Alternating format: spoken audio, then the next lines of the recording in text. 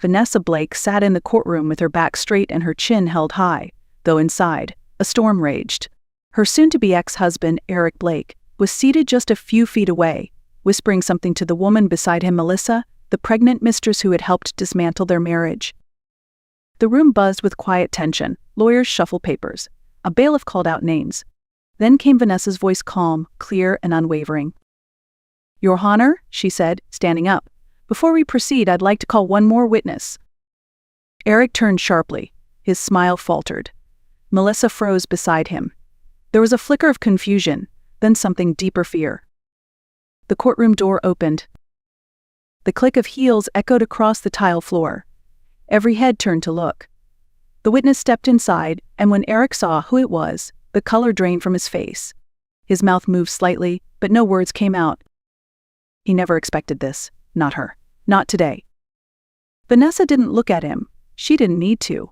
Her eyes remained steady, focused on the judge. But inside she remembered everything had just weeks earlier. She had been a devoted wife, a full-time mother, and a woman who believed in the man sitting across from her. Now she was something else entirely. As the witness walked forward to take her seat, Vanessa's heart pounded not with fear, but with clarity. So this wasn't just about divorce. This was about truth, dignity, and finally being heard. And the moment had only just begun. Just 2 months before that courtroom moment, Vanessa Blake's life looked picture perfect from the outside. At 35, she was a part-time translator working from home, raising 2 beautiful children, 8-year-old Sophie and 4-year-old Caleb. Her husband, Eric, had a well-paying job as a department head at a major tech firm. They lived in a quiet suburb just outside Denver, in a spacious house with a backyard full of toys and chalk drawings. From the outside, it was the kind of life most people envied. Vanessa's days were a cycle of school drop-offs, grocery runs, toddler tantrums, and late-night translation work after the kids had gone to sleep. It wasn't glamorous, but it was full of purpose. She cooked, cleaned, read bedtime stories, and managed the household like a silent engine, keeping everything running. And she did it all with love. Eric, though often busy and tired, had always been polite, smiling at the dinner table, helping with bills, occasionally surprising her with flowers. They didn't argue often, and when they did, he'd apologize and say she was the glue of the family. Vanessa believed him. Until the day everything changed. It was supposed to be an ordinary Tuesday. Vanessa was driving home from dropping off a set of papers at a notary's office when she passed by Eric's workplace. She slowed when she saw him standing outside the building, hands in pockets, looking relaxed. She almost rolled down her window to wave. But then a woman in a sleek black coat and high heels walked up to him. Confident, tall. She reached up and kissed him on the mouth, casually, like they'd done it 100 times. Vanessa's breath caught in her throat. She watched in stunned silence as Eric smiled, wrapped his arms around the woman, and led her to his car. They drove off together without a care in the world. She sat frozen in her own car, fingers gripping the steering wheel, heart racing. Was this real? How long had this been going on? How had she missed it? She blinked back, the sting in her eyes. There was no time to fall apart. She still had to pick up Sophie from school in 20 minutes. The shock would have to wait. That evening, once the children were asleep, Vanessa walked downstairs with the weight of the day pressing against her chest. Eric was at the kitchen table, scrolling through his phone, a plate of reheated lasagna in front of him. He looked up, smiled casually. "Hey love, you okay?" he asked, reaching for her cheek. Vanessa stepped back. "Eric," she said, her voice steady but low. "Is there something you want to tell me?" He blinked, confused. "About what?" "I saw you today. Outside your office," she continued. "I saw the woman, the kiss, the hug. Who is she?" The silence that followed was deafening. Eric put down his fork slowly. His smile disappeared. "Vanessa, I didn't mean for you to find out like this." "So, it's true?" she asked, even though she already knew the answer. "Yes," he said, almost too calmly. "Her name is Melissa. She's a colleague. We've been seeing each other for a few months." Vanessa felt her stomach drop. "And you didn't think your wife, the mother of your children, deserved to know?" Eric ran a hand through his hair, frustrated. "I didn't want to hurt you, but I can't walk away from her either." "What does that mean?" she asked. "You want to keep both of us, live some double life while I cook dinner and raise our kids, and she gets your lunch breaks and hotel rooms." I don't want to divorce, he said, looking her in the eye. The kids need a stable home. No, Vanessa replied, voice shaking with fury. What they need is a father who doesn't lie, who doesn't bring another woman into their mother's life behind her back. Eric's expression changed. You don't understand everything, Vanessa. Melissa's pregnant. The room seemed to spin. You've got to be kidding me, she whispered. You cheated. And now she's pregnant. And you still expect me to play house like nothing happened.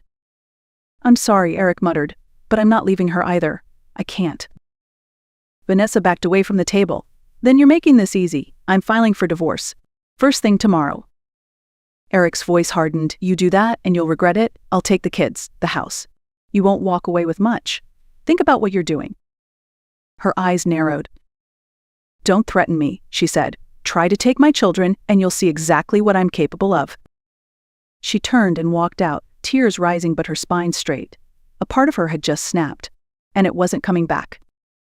Not ever again. The next morning came quietly. Eric left the house before sunrise. No goodbye, no note, not even the usual coffee mug in the sink. Vanessa moved through the morning on autopilot. She packed Sophie's lunchbox, helped Caleb into his shoes, answered emails for a translation job, all while trying to keep her composure. But the numbness didn't last long. That afternoon, everything shattered again. Eric came home unexpectedly and he wasn't alone. Melissa walked in right behind him, her coat slung over her arm, her pregnant belly just beginning to show beneath a fitted sweater. Vanessa stepped down from the stairs, stunned. What is she doing here? Eric didn't answer. He simply walked to the kitchen, opened the fridge, and poured himself a drink. Melissa helped herself to the pancakes Vanessa had made earlier that morning for the kids. This house smells amazing, Melissa said casually. You're a great cook. I might keep that recipe. Vanessa blinked in disbelief. You think this is a joke? You're in my house, where my children live. Melissa looked her dead in the eye. Soon it won't be yours. Eric and I are getting married. He's filing for full custody. You're not fit to raise them on your own. Vanessa turned to Eric, voice trembling. Tell me she's lying. Eric avoided her gaze. I told you, Vanessa, you shouldn't have filed for divorce. You forced this. You walked away, remember? No, she said, nearly choking. You cheated. You lied. And now you're trying to erase me. Melissa leaned against the kitchen counter with a smug smile. We'll make this home ours. A real family. That was the moment it clicked. Vanessa didn't scream. She didn't throw anything. Instead, she walked upstairs to the children's rooms. Kids, she said softly, kneeling down, we're going to take a little trip. Pack a few things. Just the essentials. Where are we going? Sophie asked, eyes wide. Someplace safe, Vanessa replied. She grabbed important documents, her laptop, and a change of clothes. With trembling hands, she loaded the kids into the car, quietly pulled out of the driveway, and didn't look back. She didn't know where they were going yet. But she knew one thing for sure. They weren't going to live like that. Vanessa drove through the city with her hands tight on the steering wheel, glancing at her kids in the rearview mirror. Sophie stared out the window, silent. Caleb clutched a stuffed dinosaur, confused but quiet. They had left everything behind. The house, the furniture, the backyard swing set, the life Vanessa thought was hers. She didn't have a plan, just a few $1,000s in savings and the emergency fund Eric still transferred monthly for household expenses. She couldn't go to Eric's parents. They had already made it clear they stood by their son. Her own mother lived across the country and wasn't in good health. Friends. Vanessa had distanced herself from most social connections over the years, too busy raising kids and holding the household together. But she had to move, fast. She pulled into a gas station parking lot, handed the kids some snacks, and opened her phone. Apartment listings, short-term rentals, anything within 15 minutes of Sophie's school. That's when she saw it. A modest 2-bedroom apartment in an older brick complex near the park. Clean, affordable, available immediately. Vanessa called the number. Hi, I'm looking to rent your unit. It's for me and my 2 children. Yes, we can meet in 40 minutes. She arrived early, parking outside the small building with its overgrown hedges and faded shutters. The kids were fussy, tired, asking questions. Mom, why aren't we going home? Sophie finally asked. Vanessa crouched beside her. This is our new home for now, sweetheart. Just for a little while. Somewhere peaceful. The landlord showed up, a middle-aged man named Greg. He had kind eyes and didn't ask too many questions. He opened the door to a freshly cleaned apartment with simple furniture, neutral walls, and a warm, lived-in feel. Vanessa looked around the small kitchen, the narrow hallway, the 2 bedrooms that would have to do. "We'll take it," she said. That night, Vanessa tucked the kids into their new beds. She lay awake in hers, staring at the ceiling. The fear was still there, but so was something else. Resolve. She had no safety net, no backup, just her kids, her work laptop, and her own determination. And for now, that would have to be enough. Vanessa knew survival wasn't enough. She needed to fight back. The next morning, after dropping Sophie at school and Caleb at daycare, she sat in a quiet cafe with her laptop open and a worn notebook beside her. Her friend Tasha had responded to her late-night text with the name Daniel Rhodes, a family lawyer known for being calm, strategic, and fiercely protective of mothers. Vanessa called. "Mr. Rhodes? My name is Vanessa Blake. I need legal help. It's urgent." Daniel agreed to meet that afternoon. Vanessa picked a cafe with a play corner so Caleb could stay occupied.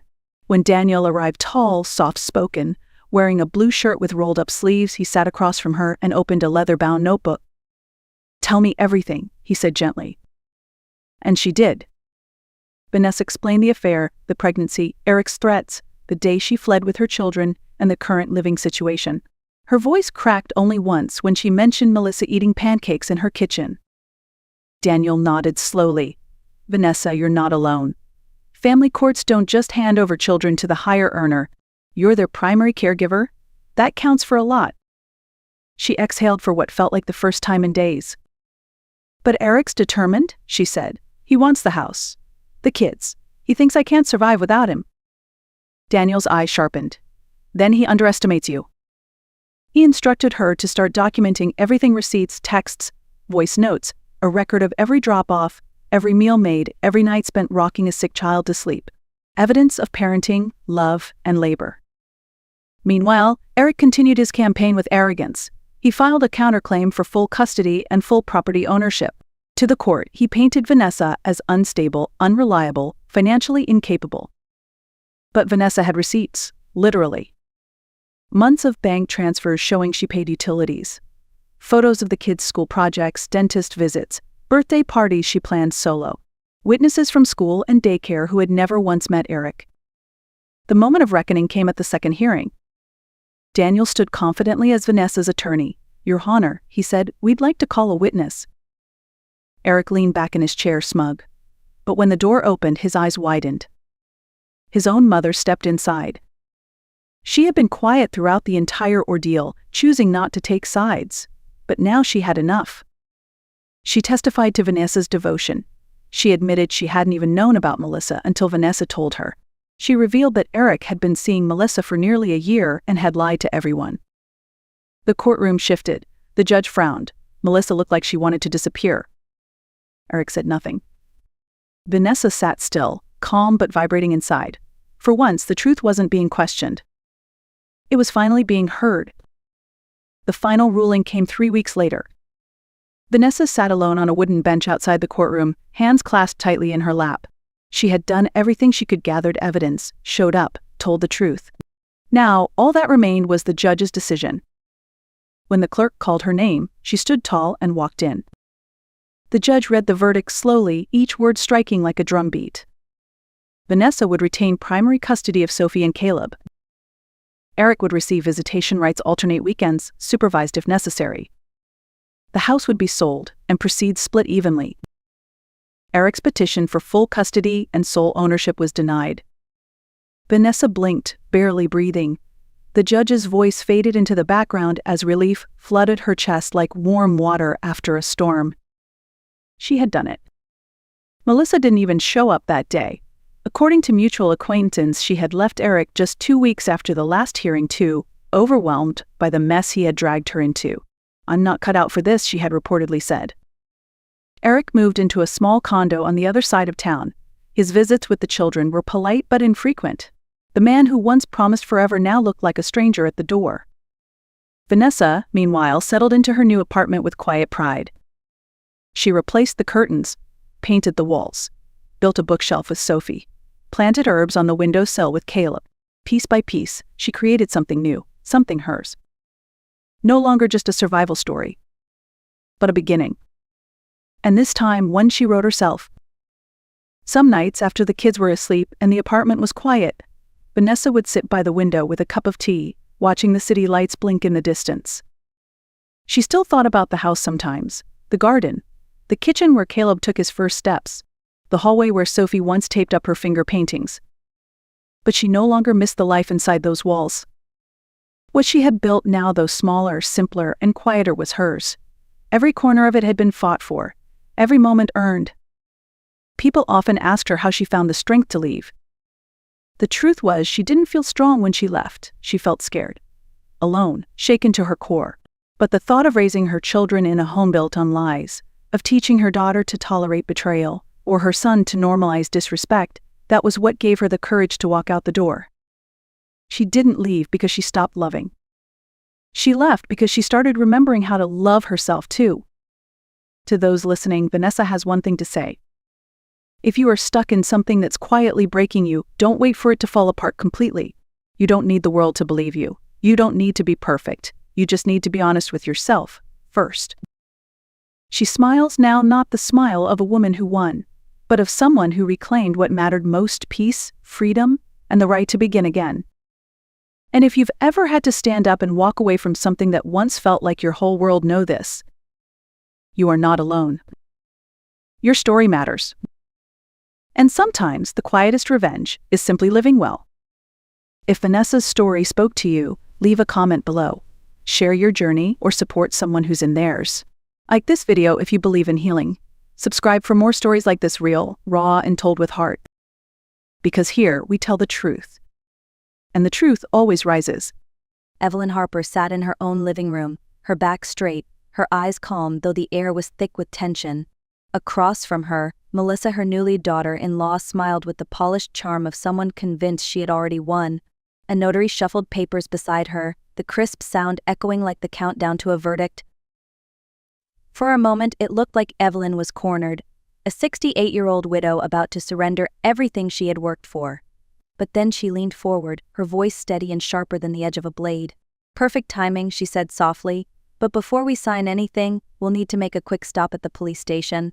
They have been waiting to review the documents I sent them yesterday."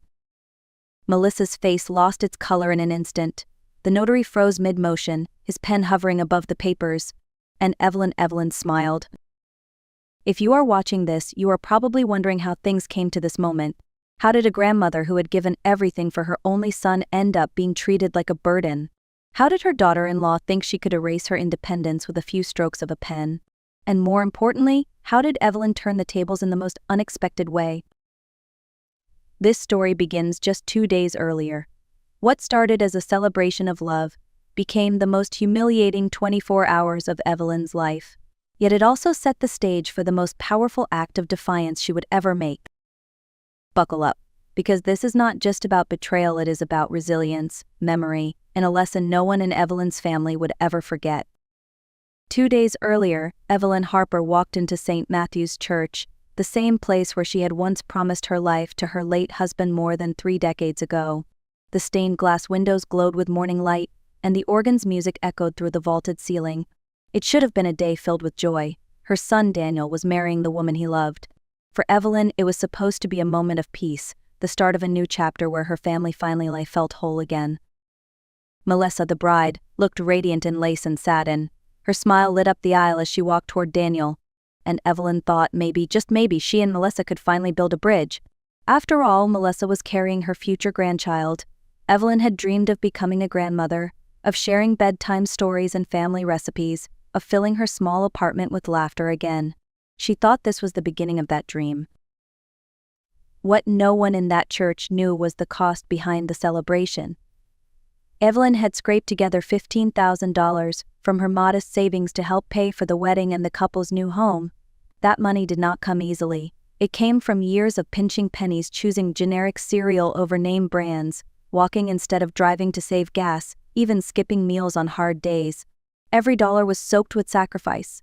She gave it gladly, believing it would help Daniel start a secure life with Melissa. The ceremony ended beautifully. Guests clapped, photographers captured every moment, and Evelyn's heart swelled with quiet pride. But the real sting came later, at the reception held in the country club ballroom, the same club where Evelyn had once worked double shifts as a waitress to support Daniel's education. The chandeliers sparkled, champagne glasses clinked, and Evelyn thought she could finally breathe. Then Melissa stood. Glass in hand, she tapped it lightly for attention. "I want to take a moment to acknowledge someone very special," she said, her voice as sweet as sugar. "Evelyn has been living with us for months now, and I've learned so much about family loyalty from her." Evelyn's chest warmed. Was this kindness? Was Melissa finally reaching out with sincerity? But then the words twisted like knives. Some mothers, when their sons get married, they step back and let the wife take over. But not Evelyn. She's shown me that a mother's job is never really done. She even helps us financially because that's what mothers do, sacrifice everything for their children's happiness. It's inspiring. The applause that followed was uncertain, awkward. Some guests smiled politely, but Evelyn caught their glances, pitying, almost embarrassed. In a single speech, Melissa had painted her as a dependent, as a woman who could not let go, who still clung to her grown son with both hands. Evelyn's cheeks burned. She wanted to sink into the floor. In that moment she realized Melissa's smile was not kindness at all. It was a performance, and Evelyn had just been cast as the pitiable supporting role in Melissa's perfect little show. When Evelyn first moved into Daniel and Melissa's house, it was supposed to be temporary. Melissa had insisted it was for Evelyn's safety. "What if you fall? What if something happens and no one finds out for hours?"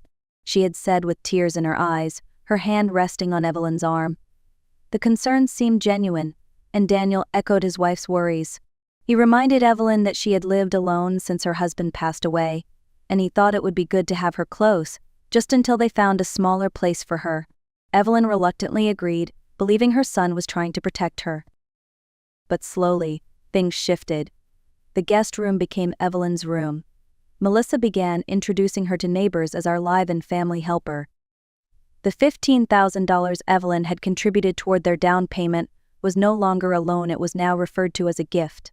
And each day, subtle remarks chipped away at Evelyn's confidence. "Evelyn, you misplaced your keys again. Are you sure you remember where you put them?" "Mom, Melissa says you forgot about dinner plans yesterday. Don't worry, it happens." "You've been looking tired. Maybe living alone really isn't safe anymore." At first, Evelyn brushed it off. Everyone forgets little things, she told herself. But the comments piled up, and soon Melissa had created a narrative that Evelyn was slipping, fragile, incapable of managing her own life. Daniel, who hated confrontation, nodded along. He wanted peace in his marriage and assumed Melissa knew best. This was not protection. It was preparation. A carefully staged performance designed to convince Evelyn and everyone else that she could not stand on her own. Gaslighting in families often works this way. It does not start with loud accusations.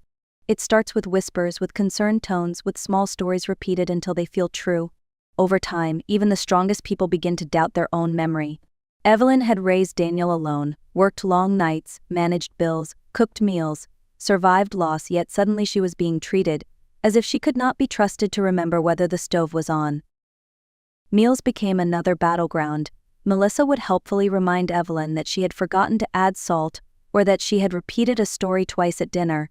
Little digs, always with a smile, until Evelyn's self-assurance wavered. Even simple tasks like walking to the grocery store were questioned. "You're almost 70, Melissa said one morning. "Don't you think it's time to let others take care of you?" Almost 70. Evelyn was 68. But Melissa had been rounding up her age for months, fast-forwarding her toward decline. It was all becoming clear. Melissa wanted Evelyn to see herself as too old, too weak, and too dependent to resist. And once Evelyn believed that, signing away her rights would be just a formality. Evelyn sat in her borrowed room one night, staring at the ceiling. She could feel the trap tightening. Melissa's game was careful, quiet, and cruel. But Evelyn was beginning to realize something important: she had been underestimated, and that mistake would soon cost Melissa more than she could imagine. The morning after the wedding, Evelyn woke to the smell of coffee drifting from the kitchen. She expected Daniel to be there, maybe relaxing after the whirlwind of the big day. Instead, she walked in to find Melissa sitting at the table with a stranger in a dark suit. A notary's briefcase rested at his feet. The air felt heavy, staged, like she had stepped into a play where she had no script. "Evelyn," Melissa greeted warmly, her voice honeyed. This is Mr. Blake from Sterling Legal Services. We just need to go over some paperwork with you. Evelyn poured herself coffee with hands that only trembled slightly. Paperwork? She asked evenly.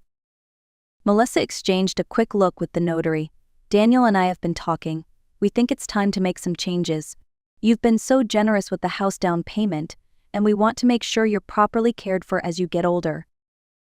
Mr. Blake cleared his throat, unfolding a stack of documents.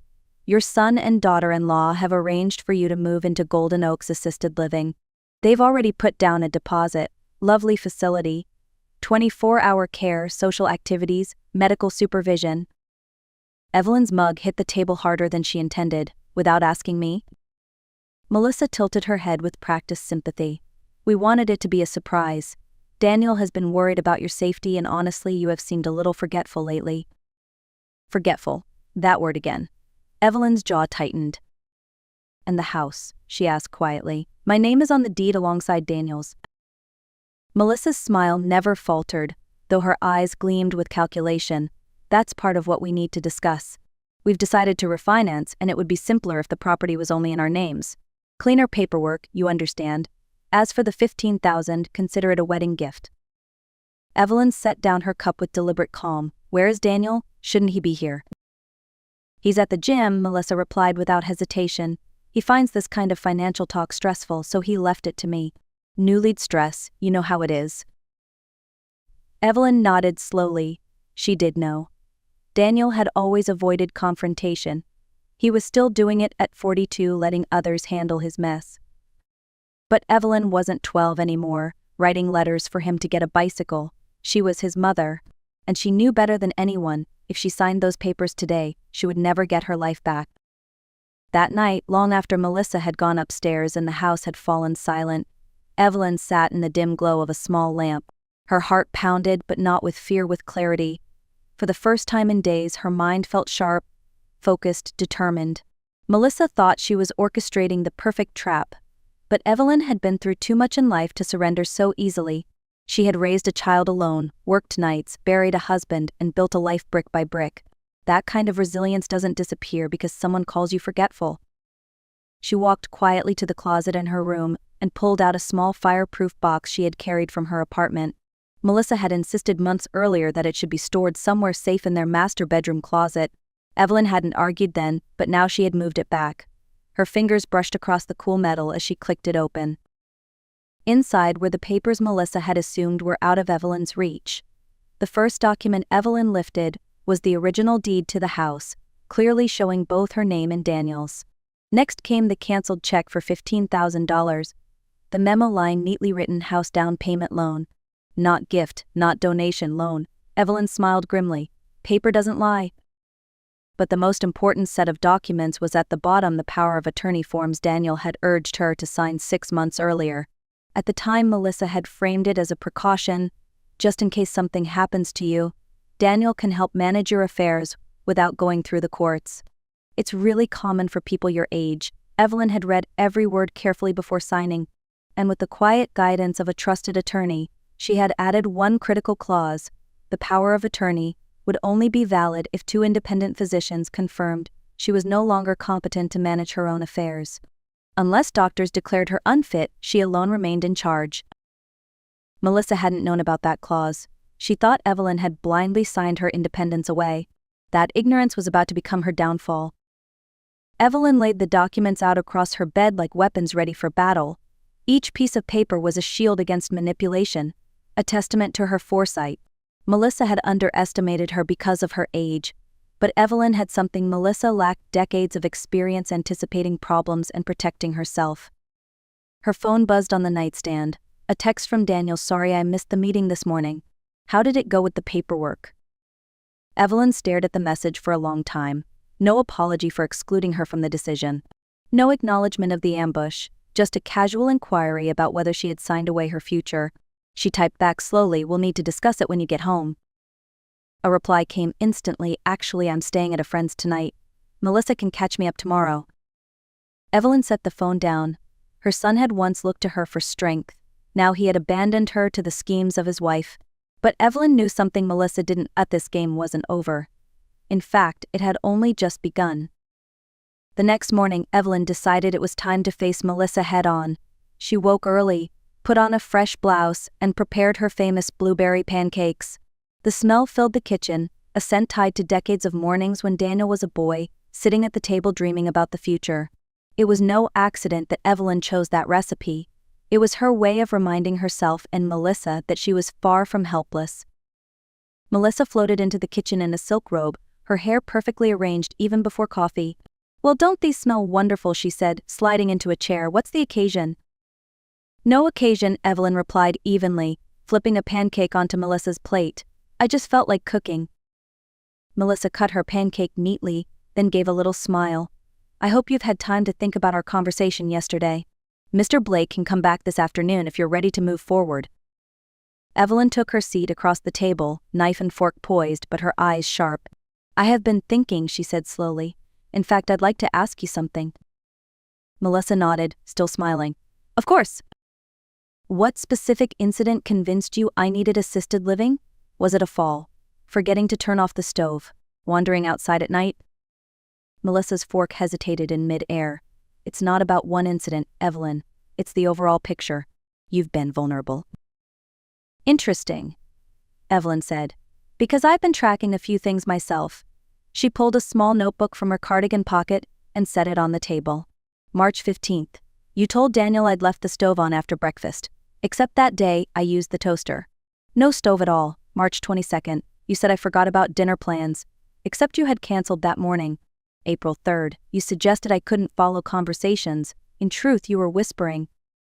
Melissa's expression hardened, the mask slipping. "I don't know what you think you're proving."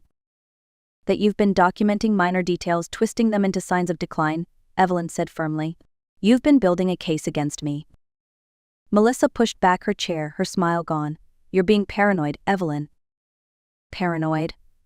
Evelyn leaned forward, her voice steady. "Then why tell Daniel I was obsessed with money matters when I asked about my loan? Why tell the wedding planner I was confused about details when I disagreed with your choice of flowers?"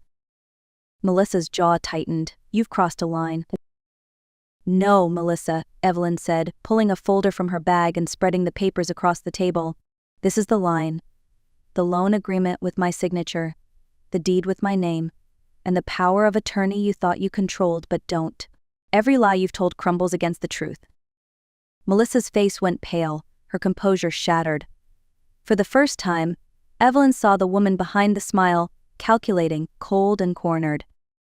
And Evelyn knew she had just shifted the balance of power.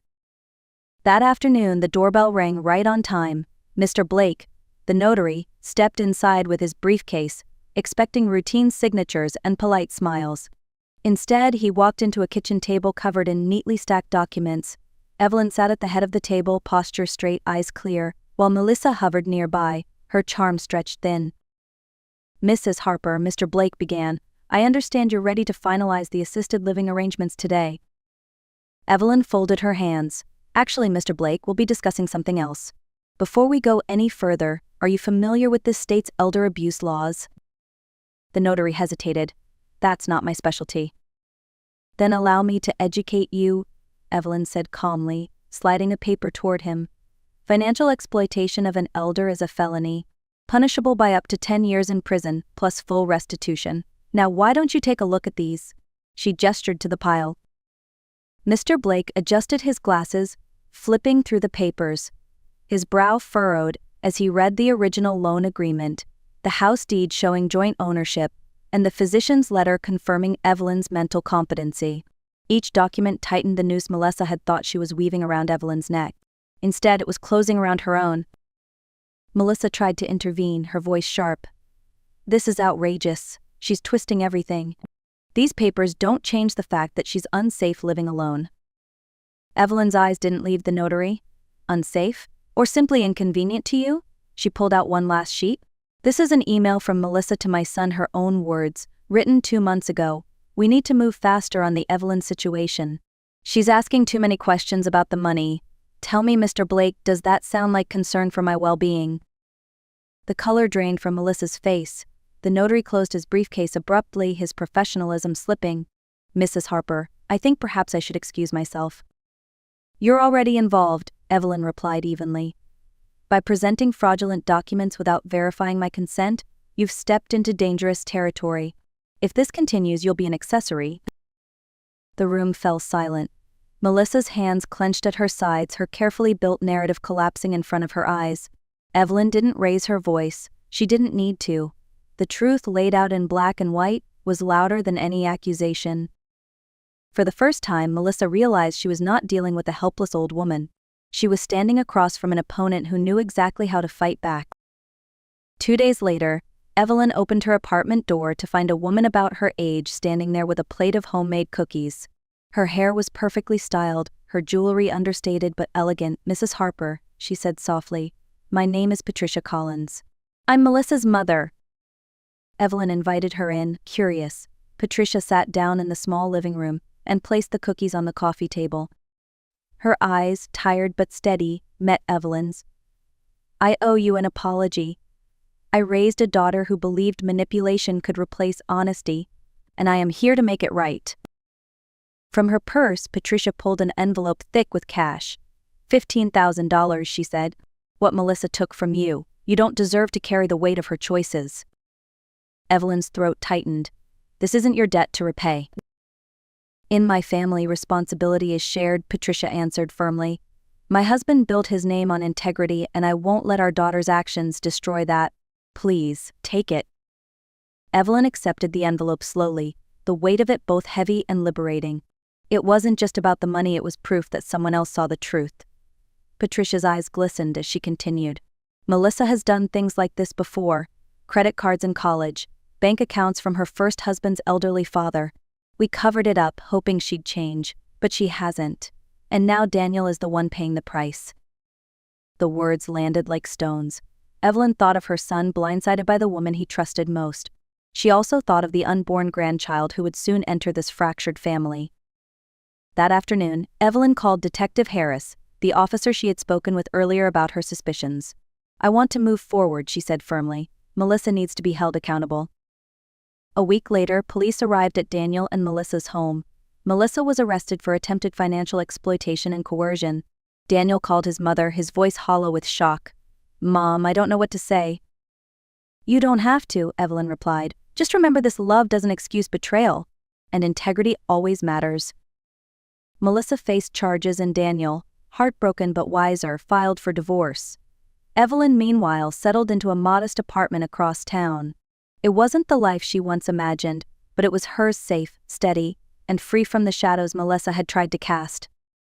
For the first time in months, Evelyn felt truly at peace. Months later, Evelyn sat on the balcony of her new apartment, rocking gently as she held her granddaughter, Emma, in her arms. The little girl's dark eyes blinked up at her, full of innocence and possibility. Daniel had moved nearby, determined to rebuild his life with honesty this time. The wounds were still healing, but there was hope, a fragile but steady flame. Evelyn looked out at the park across the street, where neighbors gathered for picnics and children chased one another in the grass. For the first time in a long time, she felt free.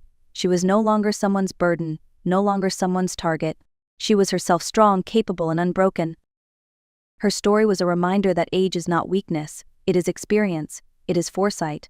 It is strength earned through storms weathered and battle survived.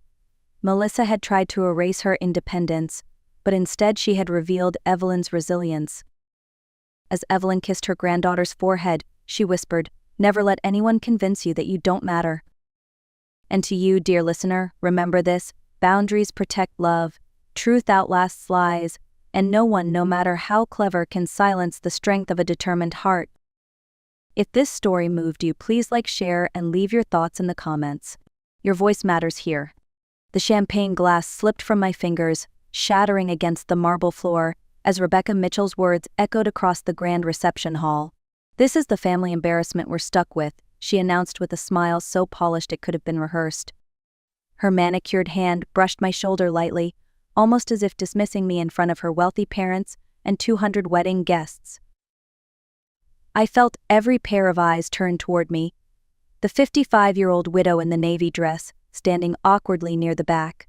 For 15 years I had mastered the art of being strategically invisible, yet in that instant I was exposed.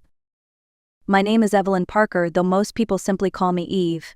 I've built a quiet life since my husband passed away, living modestly in a small apartment, working part-time as a consultant, and rarely drawing attention to myself. My son Daniel at 32 was the brightest part of my life.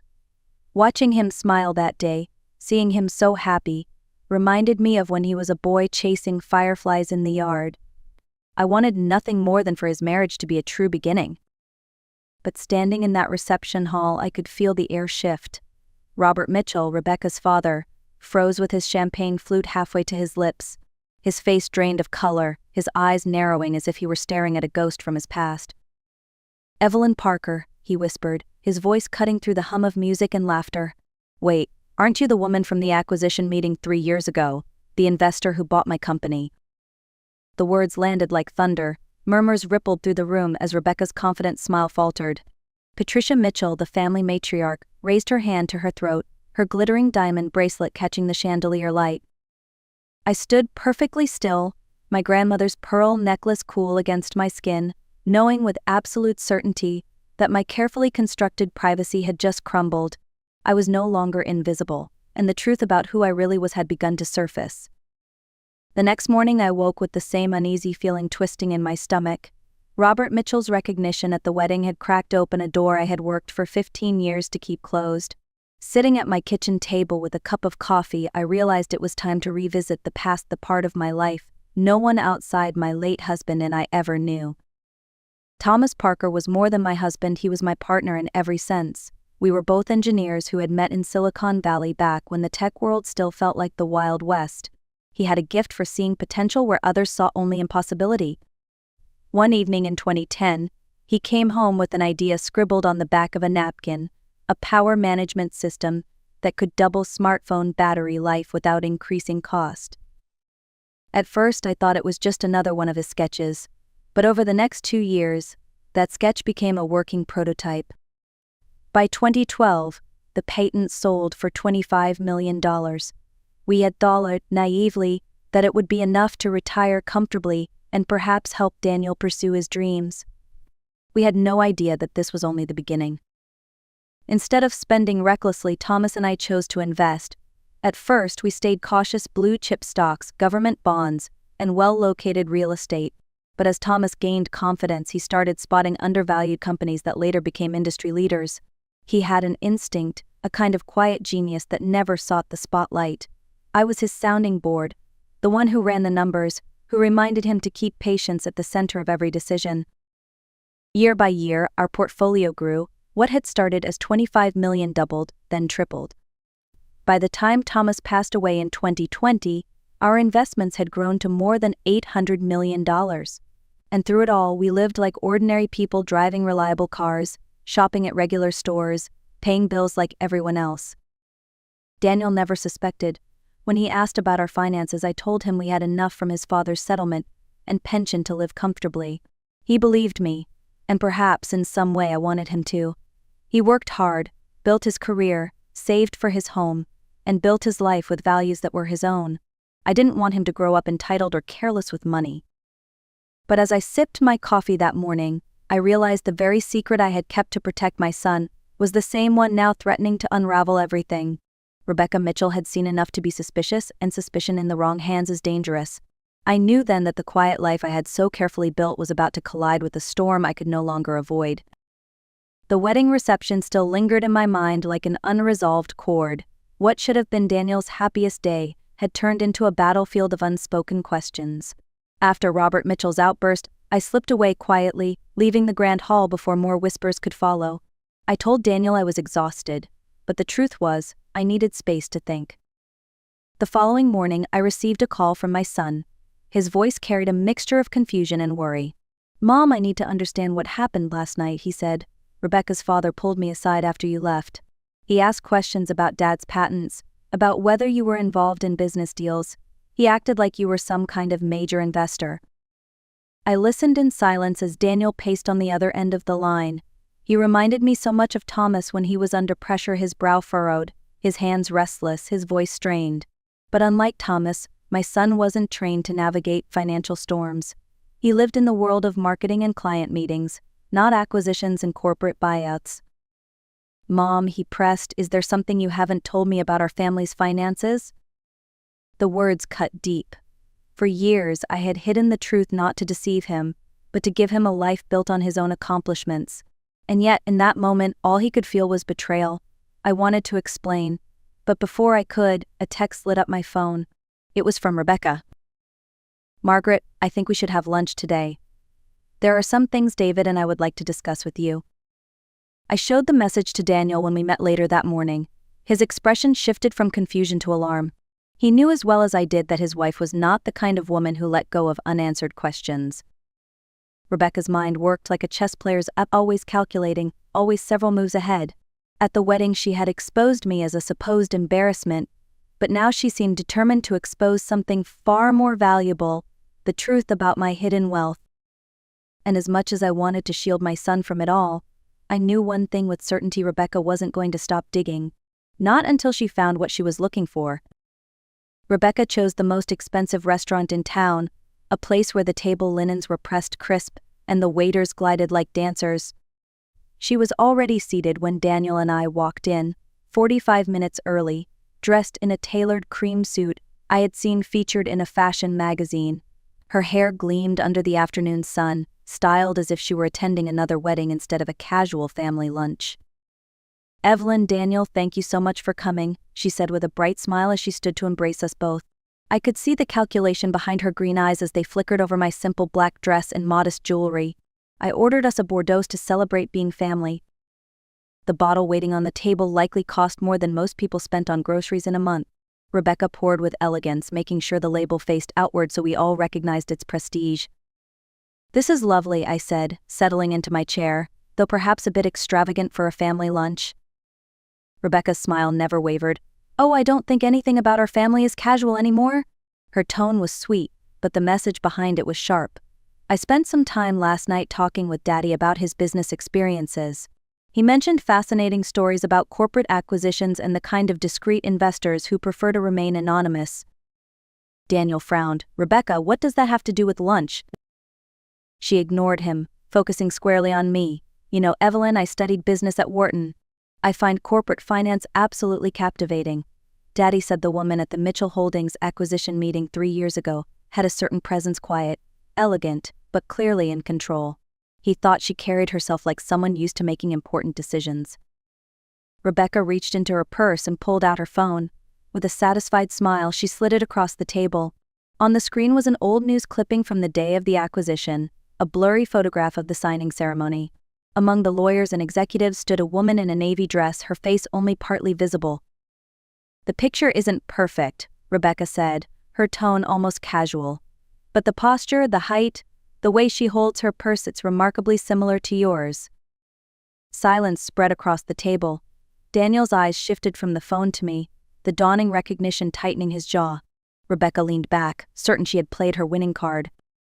And for the first time I realized she wasn't just suspicious. She was determined. The following day I sat across from James Harrison, my longtime financial advisor, in his downtown office. His mahogany desk was covered with neatly stacked folders, and his glasses perched low on his nose as he studied the reports I had requested.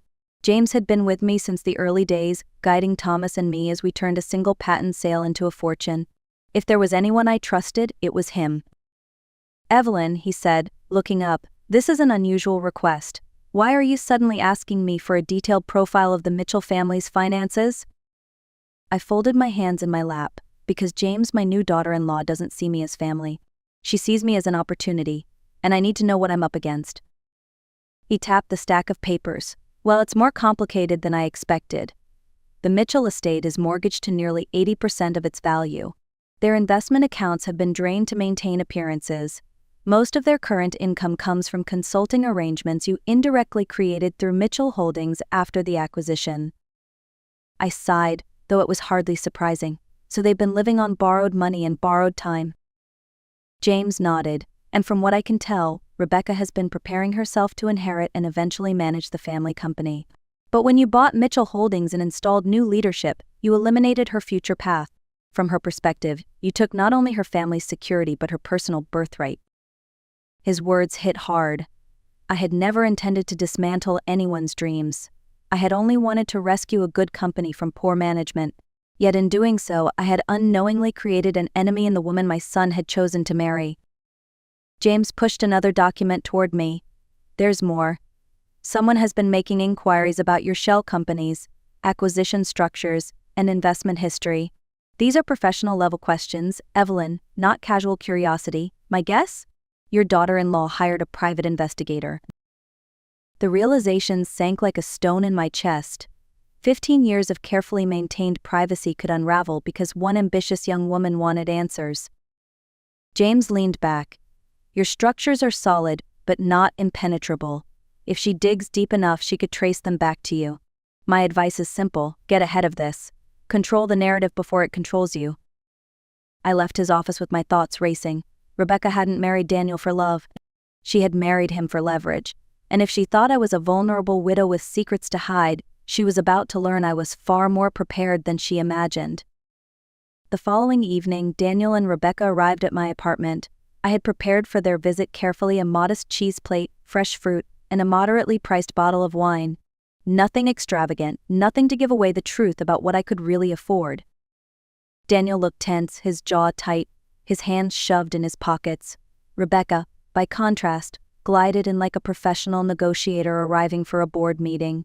She wore a tailored navy suit and carried a leather portfolio under her arm. She settled into the chair across from me, as though it were her rightful place. Evelyn, she began with a polished smile, I want to start by saying that everything we discussed tonight is about family. We're all on the same side here. I almost smiled at the presumption. Of course, Rebecca. What did you want to discuss? She opened the portfolio, sliding out several neatly prepared documents. I'd been thinking about our conversation at lunch. Perhaps I came across too directly. What I'd like to propose now is a more collaborative approach to family financial planning. Daniel shifted uneasily beside her. Rebecca. But she pressed forward. Imagine a Parker Mitchell Family Foundation. A structure that allows us to coordinate investments, make charitable contributions, and ensure stability across generations. Evelyn, your privacy would be protected, but we'd also have transparency for planning purposes. Her words rolled off her tongue like a presentation she had practiced a dozen times. I sipped my wine and let her continue. The foundation would start with something substantial, $50 or $60 million. That would establish credibility with the philanthropic community.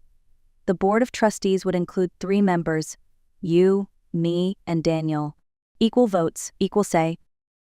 Daniel blinked in disbelief. Rebecca, this is a lot. Actually, it's quite reasonable, she replied smoothly. I set down my glass and met her gaze. Rebecca, may I ask you something honestly? She leaned forward, confident. Of course. Do you love my son? The question landed like a stone in water. She faltered for the first time, her eyes darting to Daniel before returning to me. What kind of question is that? A simple one. Do you love Daniel for who he is, or do you love what you think being married to him might provide you? Daniel's expression was stricken, his hands tightening around his glass. Rebecca bristled. That's unfair. I stood and walked to the bookshelf, pulling out a folder I had prepared earlier. Inside were copies of records from the investigator I had quietly hired after speaking with James. I laid them on the table, one by one. Your communications with Ashford Investigations, your consultation with a law firm specializing in family wealth disputes, 3 new credit accounts you opened in the past month, financed under the assumption of new family wealth. And finally, I pulled out the transcript of a phone call, your conversation with your college roommate, where you said you were done dating men without financial stability and wanted someone with long-term prospects. Rebecca's face drained of color.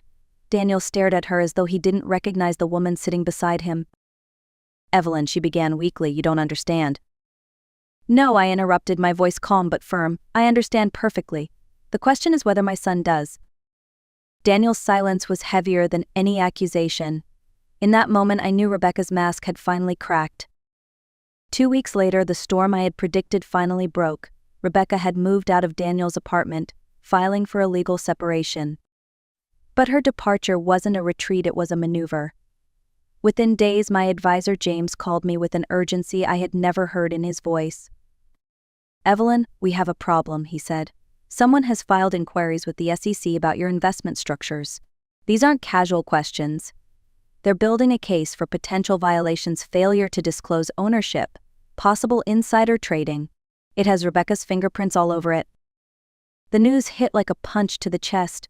My legal frameworks were airtight, but in the hands of regulators, even the cleanest arrangements could appear suspicious. I knew exactly what Rebecca was doing, trying to corner me into a public battle I could never truly win, no matter the outcome. Meanwhile, Daniel came to see me. His face was pale, his shoulders slumped. "Mom," he said quietly, "Rebecca filed for separation because she claims there are hidden family assets that could put her at risk. Her lawyer's demanding clarity, and she thinks you've been lying to everyone." The pain in his voice nearly broke me. "Daniel, I never lied to hurt you. I only wanted you to build your own life, your own achievements. I wanted to protect you." He shook his head, torn between anger and heartbreak, "And now my marriage is collapsing. I don't even know what's real anymore." I placed a hand on his. "What's real is that your wife married you with an agenda. What's real is that she's willing to destroy me and by extension you just to gain control. And what's also real is that I won't let her succeed." Days later, we sat in James Harrison's conference room for what Rebecca framed as a family resolution. Present were Rebecca, her attorney Marcus Webb, her parents Robert and Patricia, and Daniel. The air was thick with hostility. Marcus spread papers across the polished table. "My client believes Mrs. Parker has concealed substantial assets while letting the Mitchell family suffer financial hardship. We are proposing the establishment of a family trust, with Mrs. Parker contributing a fair share of her wealth to be managed by a joint board." I listened in silence, letting the arrogance hang in the room. Rebecca sat tall, her expression triumphant. She thought she had me cornered, but what she didn't yet understand was that this battle had only just begun, and I had no intention of losing. The conference room was silent for a long moment after Marcus finished speaking. The idea of me pouring my life's work into a trust controlled partly by Rebecca was laughable, yet no one else seemed to recognize the absurdity. Finally, I leaned forward. "Let me make sure I understand. You want me to hand over the majority of my assets to a committee that includes the very people who have been investigating me, filing complaints and questioning my integrity?" Rebecca folded her hands gracefully. "We're talking about family, Evelyn. It's about fairness, about everyone having a voice." I met her steady gaze. "Fairness?" I said softly. "You introduced me as an embarrassment at your wedding. You hired investigators to dig into my life. You filed regulatory complaints designed to ruin my reputation. And now you want to speak of fairness?" Her smile faltered, just slightly. I turned to Marcus. "Here's my counteroffer. Rebecca withdraws every complaint she has filed within 72 hours. She ceases all investigations into my affairs. In return, I will provide a one-time settlement of $5 million, along with arrangements for her parents to keep their home and for Robert Mitchell to retain his consulting position at Mitchell Holdings. The condition is simple: she walks away from my son and from me, permanently." Gasps filled the room. Daniel's head snapped toward me. "Mom, you can't be serious." But I was, deadly serious. Rebecca blinked, her composure slipping as the numbers sank in.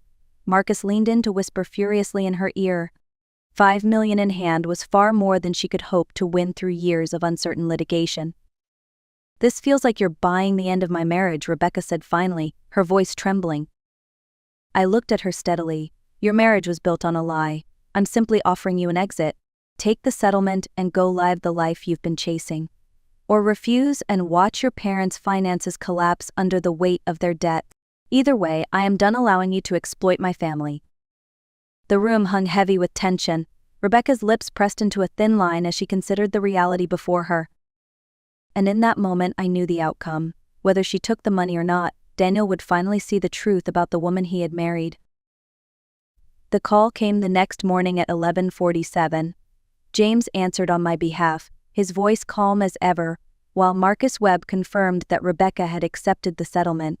By 5 o'clock, the papers were signed, the funds transferred, and Rebecca Mitchell was gone. She vanished from our lives as neatly as if she had never existed. Daniel filed for divorce the following week, citing irreconcilable differences. He was quiet for a long time, retreating into himself as he tried to make sense of the betrayal. Watching my son grieve not only the end of his marriage but the loss of his illusions was one of the hardest things I had ever done. Yet I knew it was necessary. Some truths break us before they set us free. 6 months later, Daniel called me on a Sunday evening. "Mom," he said, his voice lighter than it had been in months. "I've met someone. Her name is Sarah. She's a teacher and she the course." "How do you know?" I asked, smiling to myself. "Because when I told her you lived in a simple apartment and drove a reliable car, she said you sounded like a woman who had her priorities straight." For the first time in years, the tightness in my chest eased. "She sounds perfect, Daniel. When do I get to meet her?" "Next Sunday." "But Mom, when we have dinner, could you just be the woman who raised me to work hard and treat people kindly? Leave the corporate mogul at home." I laughed, knowing he was right. After years of hiding, I had finally learned the difference between being invisible and being private. And that night, as I set down the phone, I realized that true wealth wasn't in the millions I had invested. It was in protecting the people I loved and finally watching them find happiness on their own terms.